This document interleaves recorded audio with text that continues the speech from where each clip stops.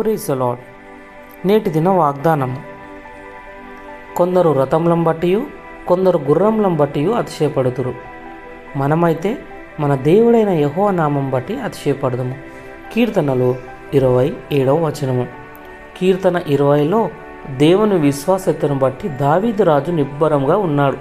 ఇశ్రాయేలులకు బలమైన సైన్యం ఉన్నది, కానీ వారి అతిపెద్ద బలం దేవుడైన యెహోవా నామం బట్టి వచ్చిందని వారికి తెలుసు. వారు దేవుని నామం మీద, అంటే ఆయన ఎవరనే దాని మీద, ఆయన మారని స్వభావంలో, మాట తప్పని ఆయన వాగ్దానాల మీద తమ నమ్మకాన్ని ఉంచారు.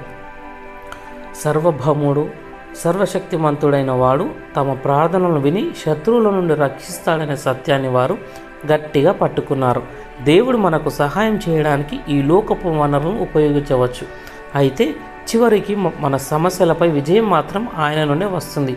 ఆయన ఏమై ఉంటానని చెప్పాడో అలాగే మన పక్షంగా ఉంటాడని ఆయన మనకు ఒక సంకల్పాన్ని ఇచ్చినా లేదా భరించే కృప ఇచ్చినా ఆయనను మనం విశ్వసించవచ్చు.